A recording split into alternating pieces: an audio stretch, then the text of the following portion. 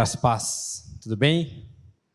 Sempre uma alegria, uma satisfação poder estar aqui para pregar o Evangelho do nosso Senhor Jesus Cristo. Hoje de manhã fiz um teste de esteira que leva o batimento cardíaco para 170.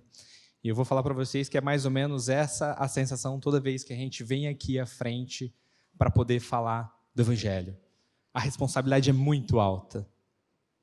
O que a gente vai falar aqui é o que tem de mais precioso. E é por isso que eu vou pedir para você colocar o seu celular no modo avião. Para você não perder tempo com as coisas lá de fora. Para você prestar atenção no que nós vamos tratar nessa noite, que é a oração do Pai Nosso. Uma oração maravilhosa, um texto lindo, que o Senhor Jesus mesmo nos deu. E a exposição de hoje começa no Evangelho segundo Lucas, no capítulo 11. Então, abra sua Bíblia em Lucas 11. Serão apenas 4 versículos que nós iremos trabalhar nesta noite. Toda leitura será feita na ARA. Então, caso você queira fazer o ajuste da versão, o estudo será feito na ARA. A palavra do nosso Deus diz assim no versículo 1 do capítulo 11 de Lucas: de uma feita, estava Jesus orando em certo lugar. Quando terminou, um dos seus discípulos lhe pediu: Senhor, ensina-nos a orar como também João ensinou aos seus discípulos. Então ele os ensinou: quando orardes, dizei: Pai, santificado seja o teu nome. Venha o teu reino. O pão nosso cotidiano dá-nos de dia em dia. Perdoa-nos os nossos pecados, pois também nós perdoamos a todo que nos deve. E não nos deixes cair em tentação. Bendito Deus, essa é a tua palavra, essa é a oração que Cristo nos ensinou. Que nessa noite nós, mediante o teu Espírito Santo, tenhamos a revelação de cada uma das sentenças que aqui são pronunciadas. Que o Senhor revele ao nosso coração, às vezes, coisas que nós nunca vimos nesse texto. Fale ao coração de cada jovem que está aqui e de cada pessoa que um dia vai ouvir essa mensagem, Pai. Que teu Espírito fale por meio da minha vida. Paizinho, tu sabes que eu não tenho condições alguma de estar aqui à frente, mas que eu seja usado pelo Senhor, que o Senhor fale, que eu apenas seja um servo fiel, que lance a boa semente, porque o crescimento virá do Senhor. Nisso cremos e nisso descansamos. Em nome de Jesus, o nosso Senhor e Salvador, que nós oramos. Amém e amém. Queridos, nós estamos diante da oração mais conhecida do mundo. O texto mais falado. Os ímpios conhecem essa oração. Essa oração se propagou para todos os cantos. E eu tenho certeza que aqui boa parte de vocês conhece essa oração de trás para frente, de frente para trás, de cor salteado. Mas na Escritura ela aparece em 2 pontos. E à medida que a gente leu esse texto aqui de Lucas, não dá a impressão que está faltando alguma coisa? A gente está um pouco mais habituado com aquela oração de Mateus, que está no capítulo 6, verso 9 a 13. Então aparece 2 vezes, e são 2 ocasiões distintas onde Jesus ensina isso. E é por conta de ser 2 ocasiões distintas que há diferença entre os 2 textos. No meio evangélico, existe um preconceito no coração do Pai Nosso. Quando alguém se levanta para falar o Pai Nosso, fala: ih, lá vem, oração do Pai Nosso, isso aí não tem o que falar com Deus, está repetindo, está papagaiando. Misericórdia desse tipo de pensamento, porque essa é a oração que Cristo nos ensinou. Eu tenho certeza que esse tipo de receio e de medo acontece por conta das vãs repetições que, por exemplo, os católicos romanos fazem. E aí sim nós temos um problema, a vã repetição. Isso sim é algo que a gente precisa estar atento. Mas quantas vezes talvez você e eu não temos trabalhado com vã repetição nas nossas orações espontâneas, entre aspas. Você senta à mesa para se alimentar e você repete quase que um mantra, sempre a mesma coisa. Senhor, obrigado por esse alimento, obrigado por quem preparou, em nome de Jesus, amém. Aí você vai dormir, Senhor, obrigado por esse dia, abençoe minha noite, descanso, em nome de Jesus, amém. E você está fazendo a mesma coisa que você critica o vizinho. Você está fazendo a mesma coisa. E eu queria ver com vocês o que Jesus fala sobre essas vãs repetições, lá no texto de Mateus 6. E é importante a gente ir entendendo tudo isso, para que o sermão de hoje esteja alicerçado em pedra firme. Mateus capítulo 6, o verso 7 ao 8.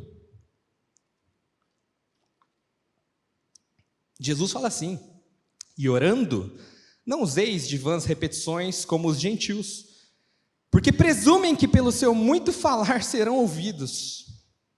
Não vos assemelheis, pois, a eles, porque Deus, o vosso Pai, sabe o que tendes necessidade antes de que lhe o peçais. As vãs repetições, ou as rezas, elas têm suas origens no paganismo. O paganismo é onde surgiu essa questão de você repetir, para quem sabe Deus te ouvir. E um exemplo que nós temos disso nas Escrituras, não precisa colocar o texto, mas está em 1 Reis, no capítulo 18, quando há uma disputa entre Elias e os profetas de Baal. E Elias até faz um deboche ali naquela ocasião, e esses profetas de Baal ficam por 5 horas, aproximadamente, de acordo com o texto, repetindo: Baal, lança fogo nesse holocausto, Baal, lança fogo nesse holocausto. Por 5 horas, nenhuma fagulha no holocausto. Aí Elias vai lá por 3 vezes, joga água no holocausto dele, quase que uma pirraça, né? E aí ele se dobra diante do Deus Todo-Poderoso uma vez. Senhor, mostra para este povo que tu és Deus. E o Senhor manda uma língua de fogo. E naquele altar, encharcado de água, o Senhor manda fogo.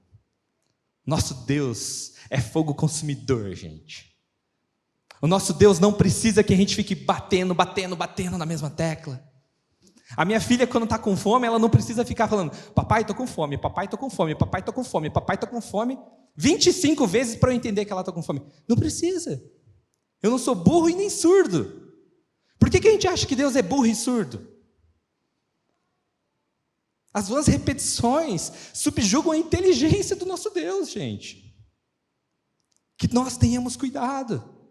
Não só para tacar pedra lá no vizinho, que faz isso claramente, mas presta atenção como a tua oração espontânea, como que ela tem sido?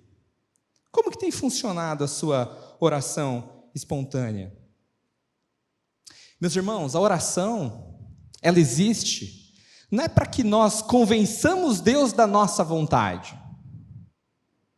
Eu não posso convencer o Deus soberano, que tudo traçou. A oração serve para que eu, em intimidade com o Pai, comece a compreender qual é a vontade do Pai para mim e para a sua vida. É na oração que nós vamos alinhar a nossa vontade à vontade de Deus. É lá, na oração, que isso vai acontecer. E possivelmente vocês já escutaram muitos e muitos sermões a respeito do que a gente vai falar hoje. Por ser um texto tão conhecido, talvez você já estudou, já leu, já releu, tem de cor e salteado. E minha ideia não é trazer nada novo para vocês.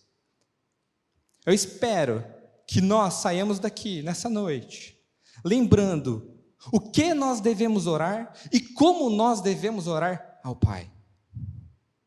Essa é a receitinha que Jesus nos dá nessa oração. E diferente do que a gente sempre faz, onde a gente vai verso a verso no texto. Eu fiz um slide que é o André que está ali, né? André, pode deixar, e à medida que eu for para outros textos, você troca e volta para esse slide. E nesse slide eu destrinchei a oração do Pai Nosso em 9 pontos. E aí eu peguei o texto lá de Mateus, que é a oração completa.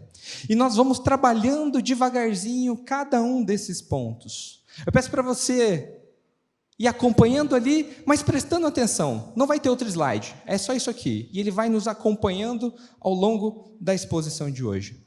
Como eu comentei no início, existem duas orações do Pai Nosso, a de Mateus e a de Lucas. Mas, Gui, qual que é a diferença entre elas? A oração de Mateus aconteceu lá no Sermão do Monte, no começo do ministério de Cristo Jesus. Então, lá no começo, quando ele estava na Galileia, ele, diante de uma multidão e seus discípulos, ele fala sobre a oração do Pai Nosso. E em Lucas, seguindo a cronologia do que está acontecendo no último capítulo que nós estudamos, no 9, no 10, a gente entende que neste momento, onde um dos discípulos pede para que Jesus ensine eles a orar, nós já estamos no último semestre do ministério de Jesus. Jesus já saiu da Galileia e caminha para Jerusalém, onde ele viria a ser crucificado. Então são situações diferentes. Então por isso que em uma falta um pouquinho do que tem na outra. A de Mateus é mais completa, porque Jesus já tinha dado o ensino. Agora praticamente ele recapitula isso com seus discípulos.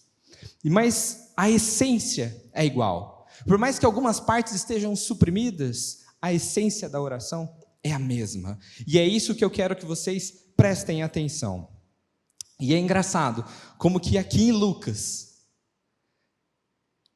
ele escreveu que por 6 vezes Jesus orou, antes de chegar nesse capítulo 11. Jesus é registrado orando em Lucas no capítulo 3, no verso 21, no capítulo 5, verso 16, no capítulo 6, 12, no 9, 16, no 9, 28, no 10, 21. E agora, o Senhor, aquele quezinho que ele tem com o número 7, pela 7ª vez, ele vai colocar a oração do Pai Nosso. Nós sabemos que o Senhor é esplendoroso. Ele cuida de detalhes, que se a gente lê passando por cima, a gente não percebe. Mas o 7 é o número da perfeição. E Jesus se retirava para orar. E os discípulos iam sempre vendo que Jesus se retirava para orar. E até que em um momento, um desses discípulos fala: Senhor, nos ensina a orar.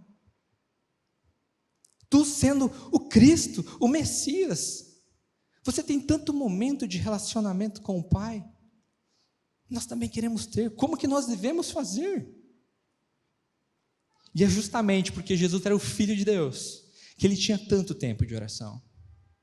O Filho quer ter intimidade com o Pai. O Pai deseja ter intimidade com o Filho.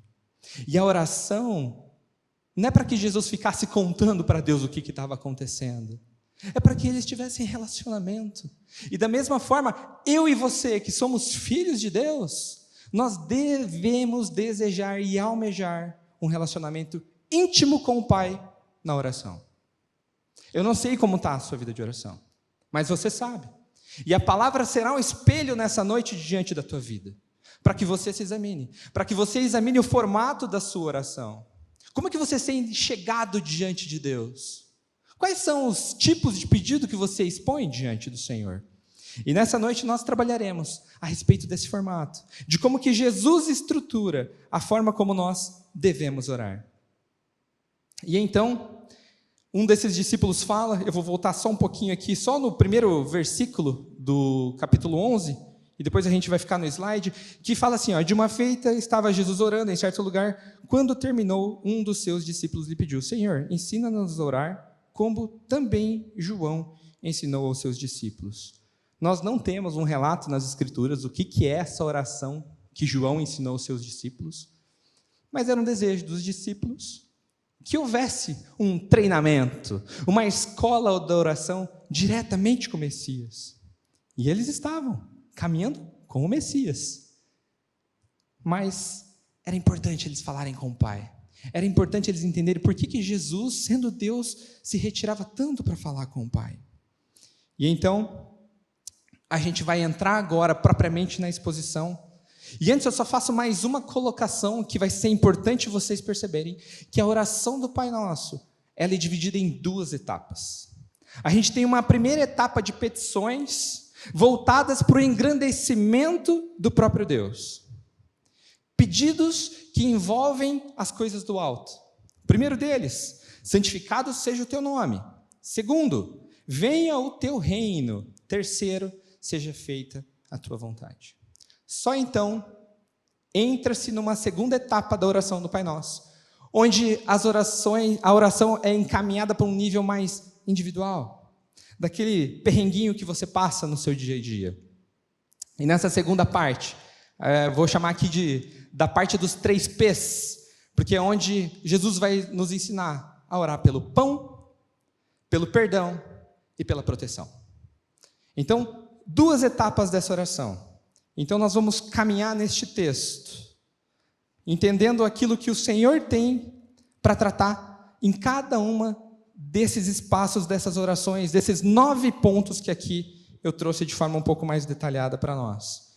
E é importante a gente entender que Jesus consolida reino na primeira parte. Pensa nisso, tá? Reino na primeira parte, depois a gente vai falar do indivíduo. E eu quero ler um texto antes, de Mateus 6, 33 e 34. Logo depois que Jesus ensinou, lá no Sermão do Monte, a oração do Pai Nosso, ele veio com essa mensagem que não é por acaso. Jesus falou assim: buscai, pois, em primeiro lugar, o seu reino e a sua justiça, e todas essas coisas vos serão acrescentadas. Portanto, não vos inquieteis com o dia de amanhã, pois o amanhã trará os seus cuidados, basta a cada dia o seu próprio mal.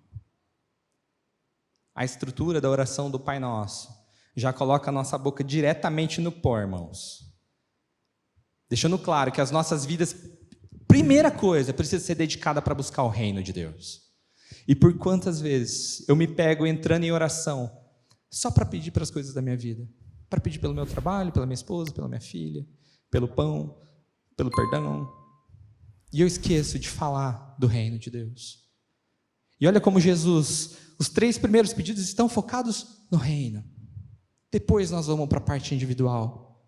Examina como tem sido a estrutura da tua oração quando você chega diante do Senhor. O que você tem clamado de cara? Você já chega e fala: Senhor, obrigado por tudo, e Senhor, eu estou com esse problema aqui, você faz uma lista de problemas para o Senhor. Então pense sobre isso. Examine a si mesmo. Porque as coisas dessa vida, irmãos, elas são totalmente desprezíveis na ótica da eternidade. Tudo aqui vai passar, mas o que não vai passar é a palavra do nosso Deus. O que não vai passar são as sementes que nós lançamos em terra boa. Isso não vai passar. Aqueles que forem salvos pela pregação do evangelho genuíno, estes terão uma eternidade diferente. E é aí que tem que estar a tua preocupação e a minha preocupação. Você está preocupado com o quê? Com o seu trabalho? Com o seu namoro? Com o seu casamento? Com o que você está preocupado? Busque em primeiro lugar o reino de Deus e a sua justiça. E as coisas básicas e simples da vida serão acrescentadas. O Senhor vai nos sustentar, irmãos. E então Jesus começa o seu ensino falando assim: Pai nosso que estás nos céus. O ponto 1 desta oração, ele já é precioso demais. A gente já começa orando, podendo chamar Deus de Pai. 1 João, no capítulo 3, no versículo 1, a parte A fala assim: vede que grande amor nos tem concedido o Pai, a ponto de sermos chamados filhos de Deus. E de fato, somos filhos de Deus. Você chamar Deus de Pai, no começo da sua oração, você não vai falar assim: Deus. Ele está muito mais próximo do que Deus. Ele é Pai. Ele te fez filho em Cristo Jesus. Ele te adotou. Quando a gente chama Deus de Pai, nós já estamos remetendo ao milagre do que foi a cruz em Cristo Jesus. Quando a gente chama de Pai, eu estou falando que o sacrifício de Jesus foi válido para mim, que eu fui atraído naquela morte, que meus pecados foram perdoados, que eu fui redimido, lavado. E por conta do sacrifício de Cristo, eu olho para Deus e chamo Ele de Pai. Pai. E quantas vezes nós passamos por essa pequena palavra, atropelando ela? Você poder chamar Deus de Pai e Ele te chamar de filho, significa que você tem uma eternidade ao lado dele. Eu não sei se você parou para pensar nisso. Eu não sei se você parou para pensar que o teu probleminha aqui, da segunda-feira às 8 da manhã, é pequenininho demais diante dessa eternidade. É pequeno demais, irmãos. Antes de sermos chamados filhos de Deus, nós éramos chamados de filhos da ira. Olha de onde o Senhor nos tirou e onde Ele nos colocou. Abra sua Bíblia em Efésios, no capítulo 2,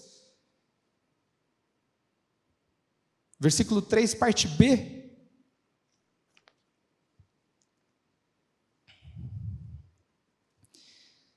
E éramos por natureza filhos da ira, como também os demais.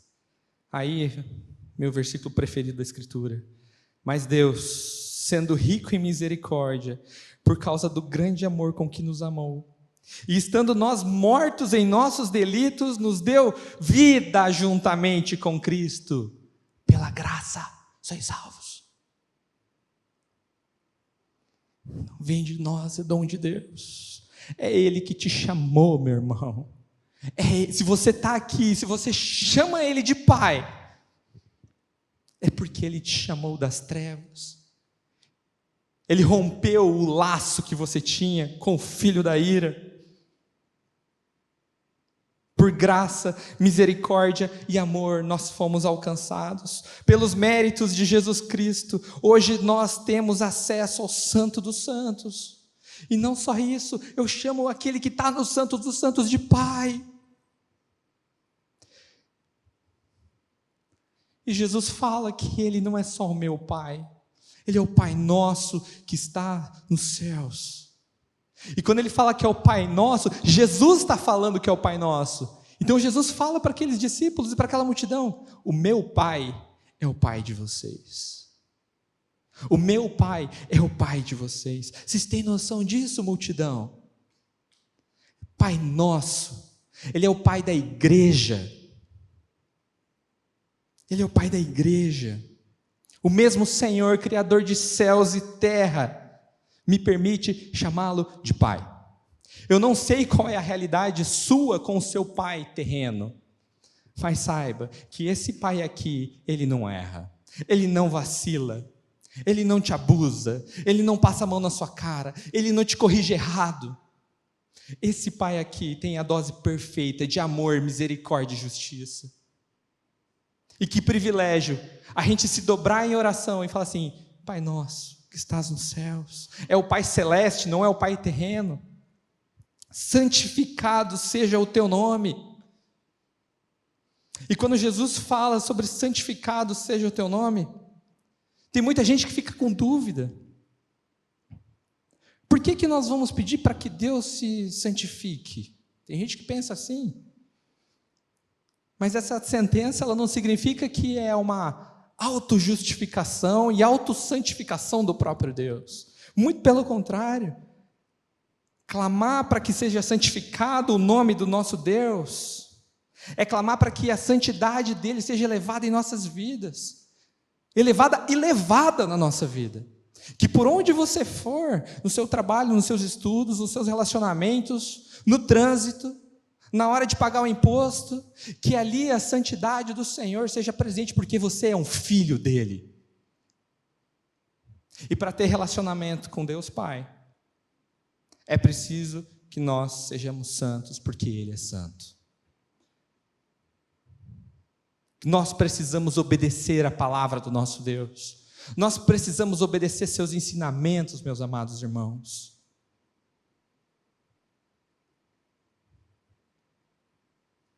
Eu quero ler com vocês Pedro, capítulo 1, verso 14 e 16, que fala assim: como filhos da obediência, não vos amoldeis as paixões que tinhais anteriormente na vossa ignorância. Pelo contrário, segundo é santo aquele que vos chamou, tornai-vos santos também vós mesmos em todo o vosso procedimento. Porque está escrito: sede santos, porque eu sou santo. pureza do nosso Deus, queridos, ela é inimaginável. Imagina um quarto branco, iluminado, mas bem iluminado, que não tem uma sujeirinha em nenhum lugar. Você não consegue ver uma sombra nem nas quinas. Não há nenhum vírus e nenhuma bactéria naquele lugar. Um ambiente totalmente limpo, totalmente puro. Assim é o nosso Deus. Se nós entrarmos na presença deste Deus, com um mísero grãozinho de areia no nosso sapato, uma milimétrica bactéria, não é possível que haja relacionamento. É por isso que Jesus Cristo veio e nos tornou mais alvos do que a neve. É por isso que Jesus Cristo nos lavou com seu sangue, para que nós, agora filhos, possamos ter relacionamento com o Pai. É por conta dos méritos de Cristo que eu e você podemos ser santos. Eu não produzo santificação por conta. Eu vou me tornando santo por conta daquele santo que habita em mim. Cristo em nós é a esperança da glória, meus amados irmãos. Cristo em nós. E por conta dessa benevolência, deste amor, dessa santidade, que Jesus ensina que nós devemos clamar para que venha o teu reino. Para que venha o reino de Deus Pai. O reino vindouro e presencial de Cristo e do Pai e do Espírito Santo. Isso vai acontecer. Será um tempo de absoluta plenitude. Toda a criação restaurada pelo poder majestoso do Onipotente. Todos os santos em adoração ao único que é digno de ser adorado. A natureza restaurada, Israel restaurado, o povo santo chamado restaurado, com corpos glorificados, no governo eterno do Deus Pai. Jesus clama para que venha o reino de Deus. Atualmente o reino está nas mãos do nosso Senhor Jesus, mas haverá o dia que Jesus terá colocado todos os inimigos em seus pés, e o último a ser derrotado é a morte, e Jesus vai colocar todos debaixo dos pés, e Ele entregará o cetro do governo ao Deus Pai Todo-Poderoso, que nos guiará para todo e todo sempre. Todas as lágrimas serão enxugadas, não haverá dor, é um tempo de louvor eterno ao nosso Deus. E Jesus ensina que nós devemos clamar para que esse dia chegue. Venha o teu reino.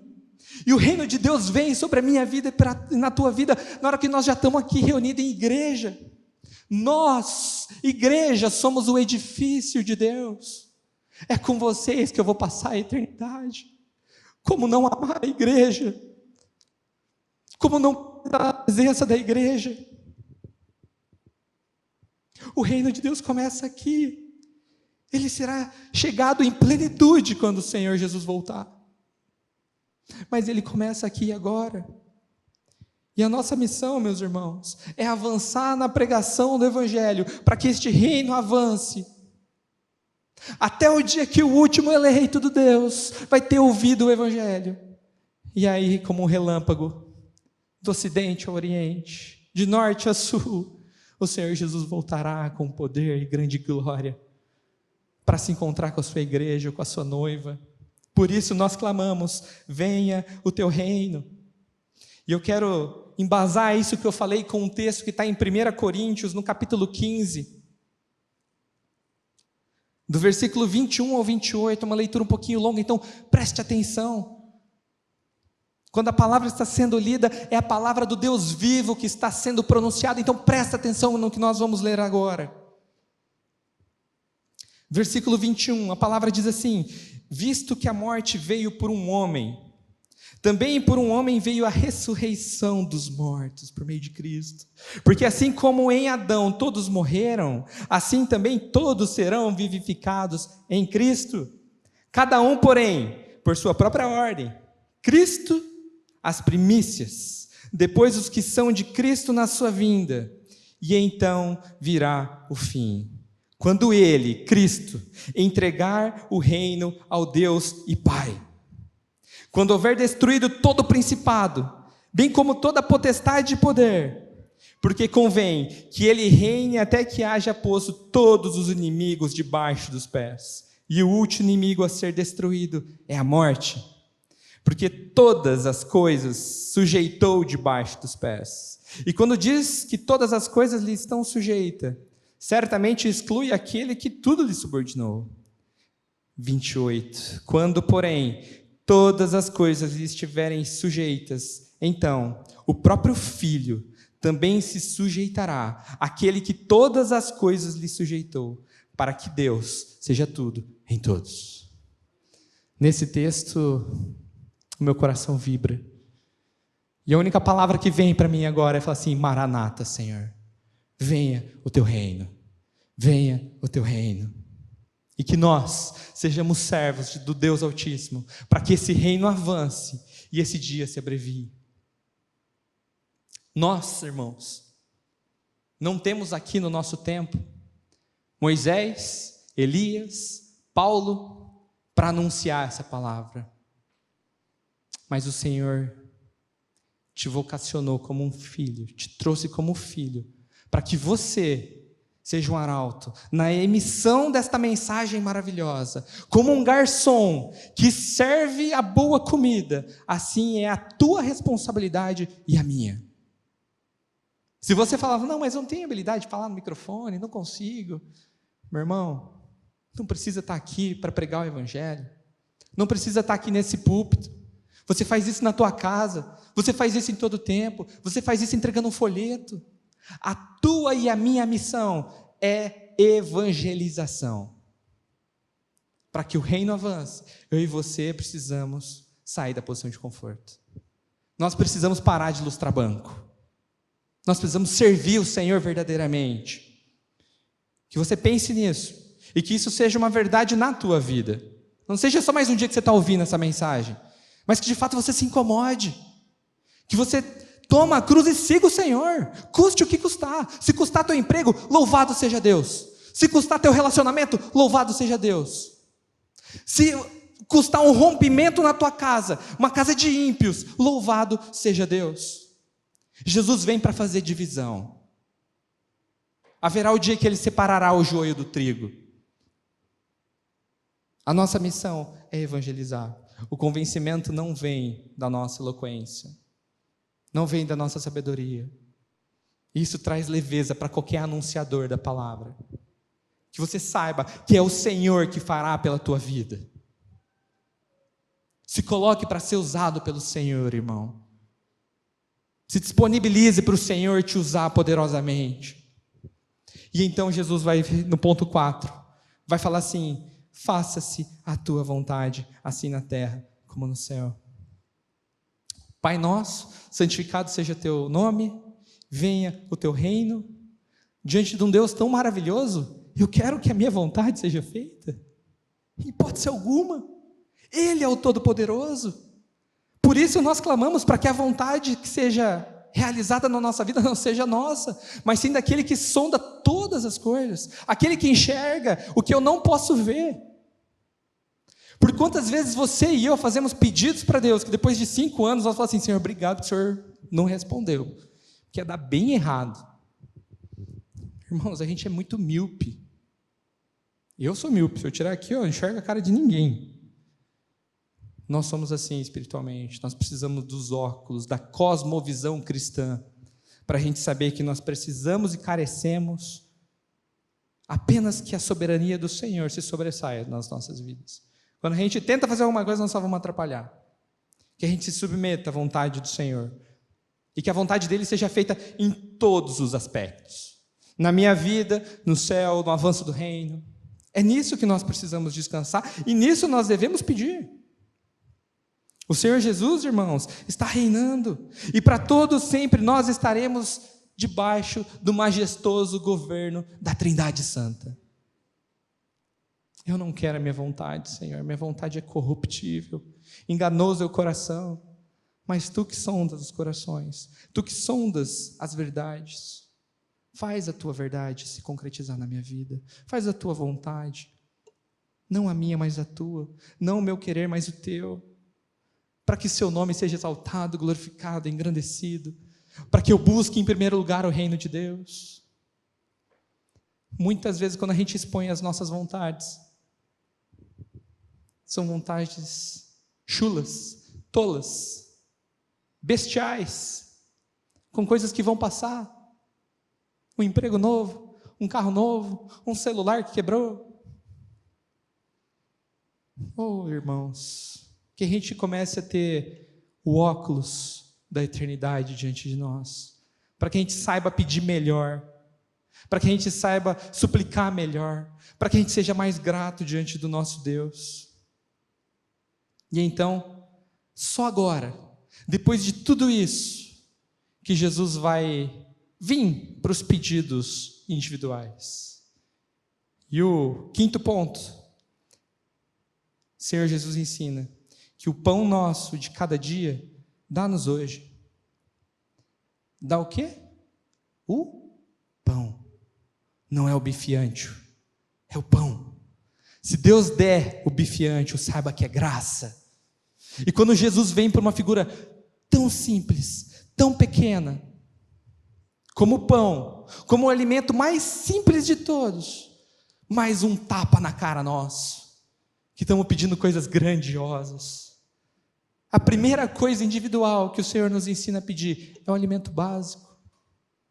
Alguns teólogos vão falar que é além do pão, mas são aquelas coisas triviais para a nossa existência, coisas básicas, como a própria saúde, como o alimento, como também a nossa moradia, as vestes, que Jesus lá em Mateus 6 também, na continuação do Pai Nosso, fala assim, não se preocupa com isso não, gente. Busca em primeiro lugar o reino de Deus, eu vou dar o resto para vocês.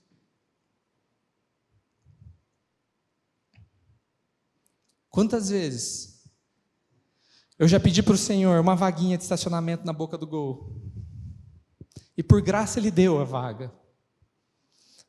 Mas quantos pedidos supérfluos nós temos feito ao Senhor?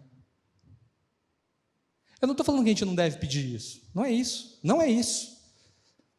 Mas a gente está buscando em primeiro lugar o reino de Deus? Os outros 3 pedidos anteriores foram feitos antes da gente pedir isso? Pode que não seja naquele momento, né? Você está no trânsito, dá a vaguinha agora. Mas no seu dia, na hora que você levantou da cama, você pediu para que o reino de Deus avançasse pela tua vida?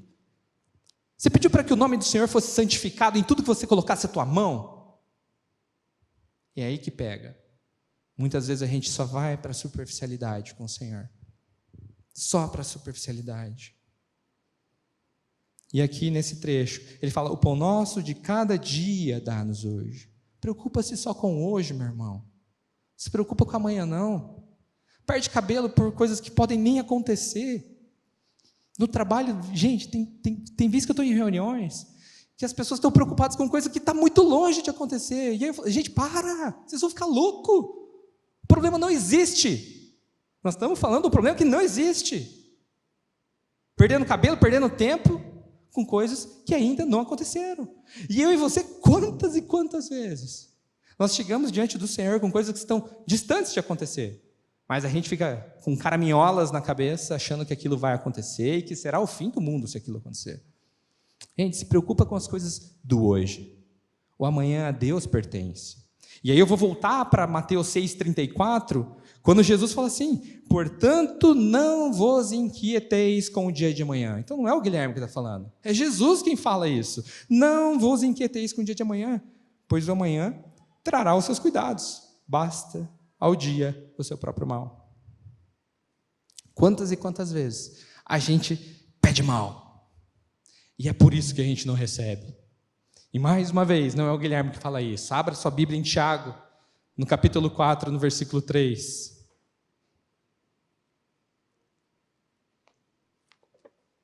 Nosso irmão Tiago fala assim, ó, pedis e não recebeis, porque pedis mal, para esbanjardes em vossos prazeres. Deus meu, misericórdia.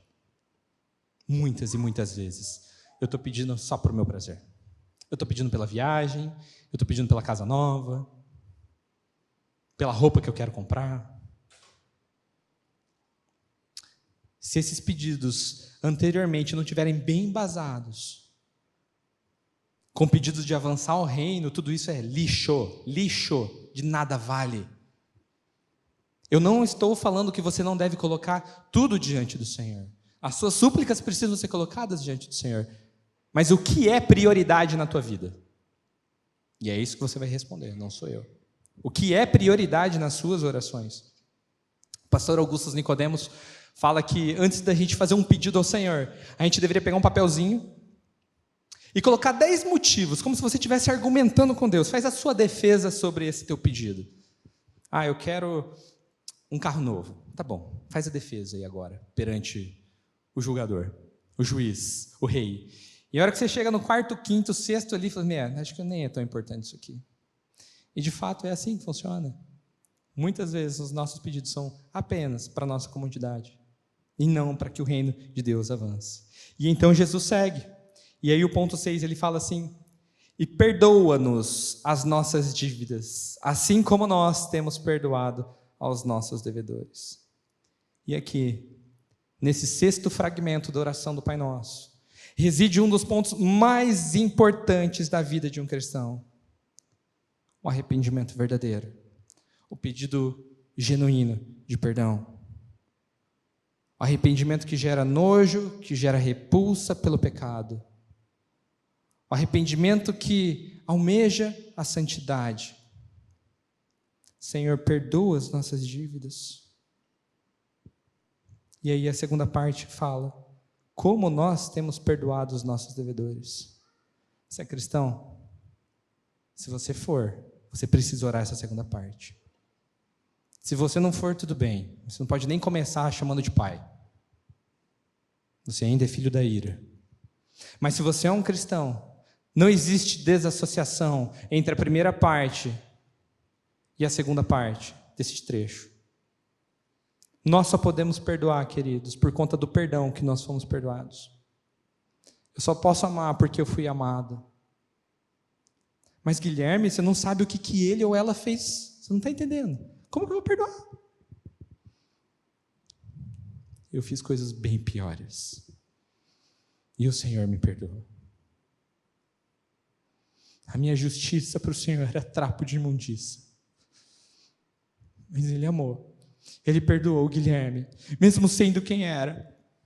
O miserável de um pecador. Ele perdoou. E é por isso que eu tenho condições de perdoar, porque eu fui perdoado.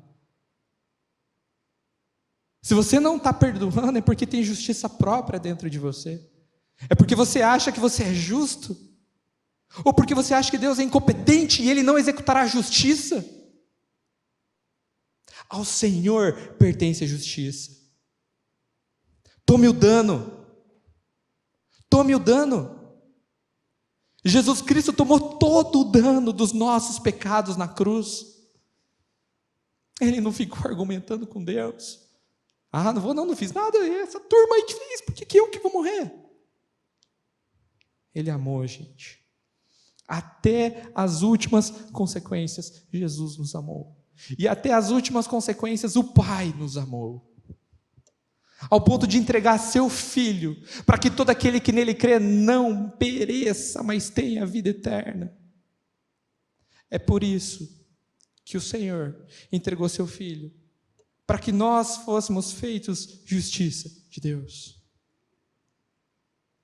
É por conta do imerecido perdão que nós recebemos, que nós temos condições de perdoar. E se você não está perdoando, se você está carregando um defunto carnicento nas tuas costas, é hora de você tomar a decisão. É hora de você se colocar diante do Senhor, jogar esse cadáver no chão e falar, eu perdoo fulano de tal, porque o Senhor me perdoou naquela cruz. Porque eu fui perdoado pelo Senhor. Porque de filho da ira eu virei teu filho. E é só por conta disso que eu posso perdoar. E assim como o Senhor joga no mar do esquecimento, clame ao Senhor, para aquele teu ofensor seja jogado no mar do teu esquecimento. Mas o dano foi pesado demais. E é justo que ele pague, Guilherme. Mais uma vez eu digo, a justiça depende do Senhor. E Ele executará justiça. A menos que nós creiamos em um Deus ineficaz, mentiroso? Não é isso que a palavra nos fala? Então descanse na soberania do Senhor e na justiça dEle. Não é você que fará a justiça, é o Senhor. Para de ficar fazendo futrica, fofoca. Para com isso. Está ofendidinho, magoadinho e fica falando mal das pessoas por aí. Para com isso, irmão. Perdoa, porque você foi perdoado. Simples assim. Mas Gui, não é simples. Eu sei que não é simples, irmãos. Mas aquele que começou a boa obra vai terminar ela até o dia de Cristo Jesus. Você precisa orar essa oração aqui. Você não vai rezá-la, você não vai praticar vãs repetições, mas você precisa orar ao Pai Nosso, sentença por sentença, para que seja verdade na minha e na sua vida essas palavras. Perdoe, porque você foi perdoado. Ame, porque você foi amado. E de fato, se você não tem a dimensão do perdão do Senhor por você, de fato aí é quase que impossível você perdoar. Quase que impossível você perdoar. Na verdade não haverá perdão, haverá uma desculpa. O perdão só está presente naqueles que são filhos de Deus. E o Senhor continua na parte 7 falando assim: e não nos deixes cair em tentação. Queridos, as ciladas e as pedras, elas serão colocadas no meu e no seu caminho. As ciladas e as pedras foram colocadas no caminho de Cristo. Por que não será colocada no meu e no seu? E o próprio Cristo nos ensina a pedir, para que nós não caiamos nessas tentações. O escape virá do Senhor, mas nós deliberadamente precisamos agir conforme o Senhor nos ordena. Sede santos, porque eu sou santo. Nós vamos nos abster daquele pecado que está passando neste momento na sua cabeça, porque o Senhor é santo. Porque Ele te perdoou deste pecado. E não é porque Ele te perdoou que você vai viver uma graça barata. Muito pelo contrário. Porque você foi amado. Você vai se prostrar diante dEle e falar assim: Senhor, perdoa-me. Como eu perdoo os meus devedores. E Senhor, não me deixa cair nessa tentação de novo, Senhor. Não me deixa cair nessa tentação. Intencionalmente você precisa militar contra. E eu te digo como que você vai militar.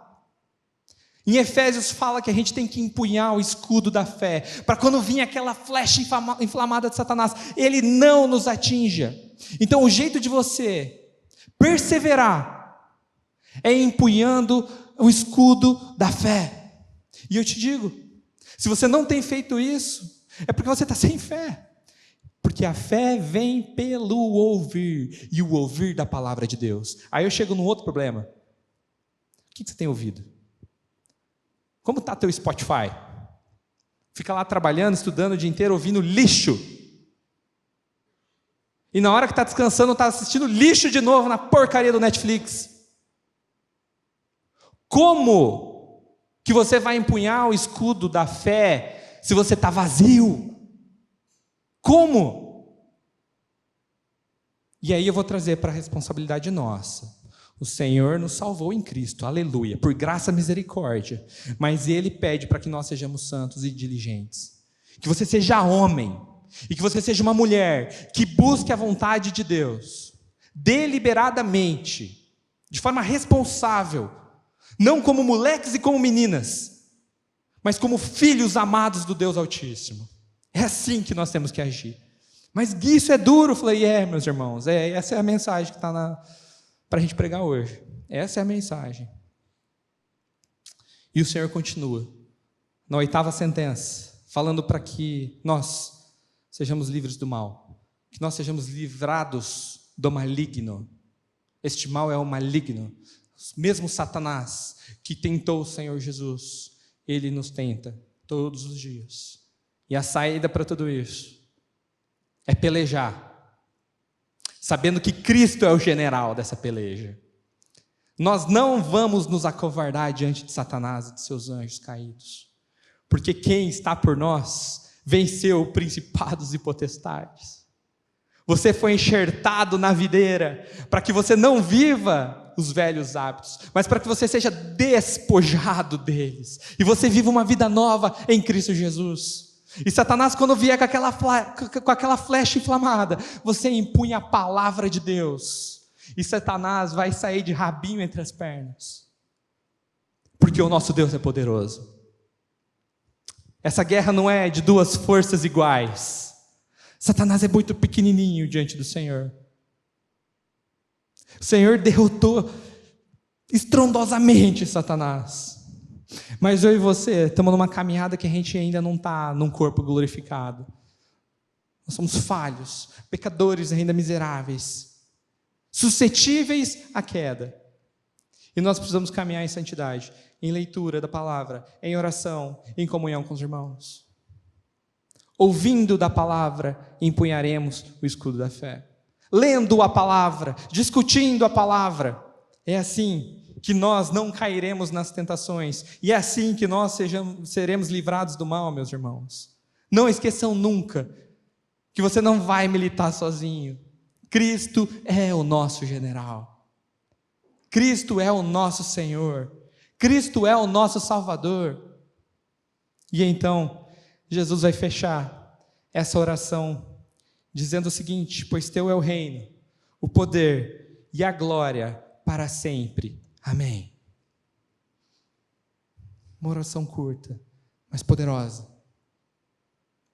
Talvez na sua Bíblia, essa última pedacinho da oração está entre colchetes, porque ele não é uníssono em todos os manuscritos. Tem manuscritos do século III, do século IV, que parece que essa pedacinho ele foi enxertado posterior, e não necessariamente aqui por Mateus.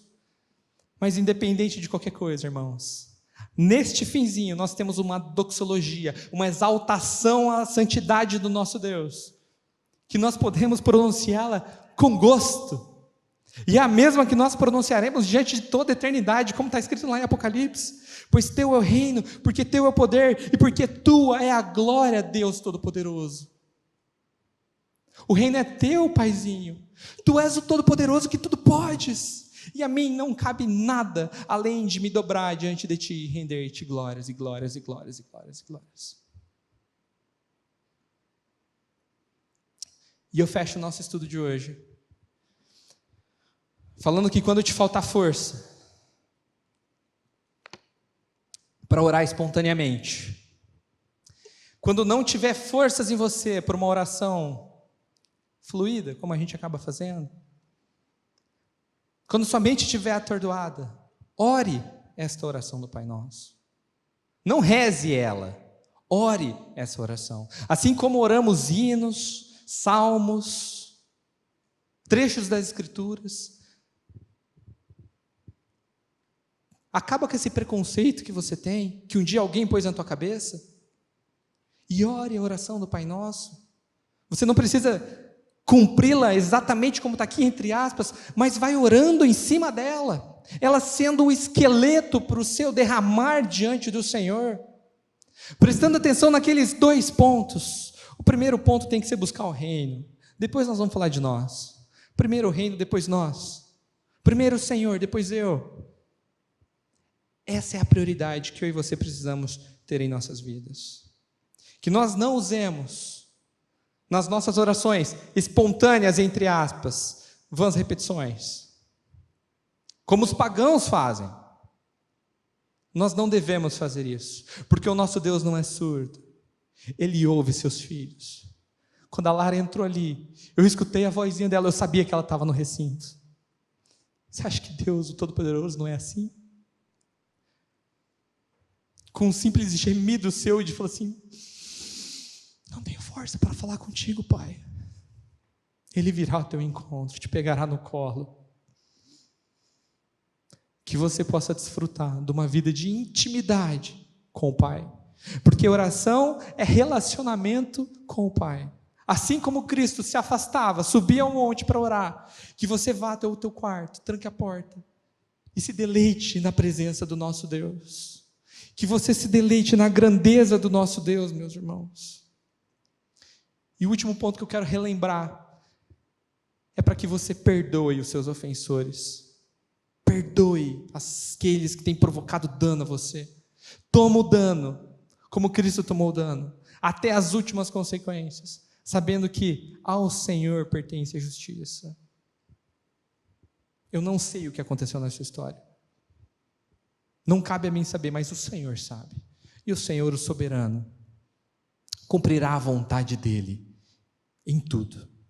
Nisso nós cremos, nisso nós descansamos. Que venha o reino do Senhor sobre nós.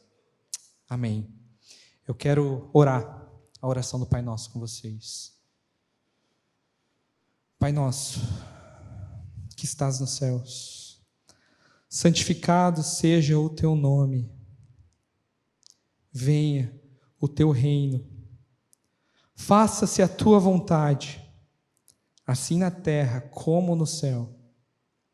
O pão nosso de cada dia dá-nos hoje, e perdoa-nos as nossas dívidas, assim como nós temos perdoado os nossos devedores. E não nos deixes cair em tentação, mas livra-nos do mal, pois teu é o reino, o poder e a glória para sempre. Amém. Amém.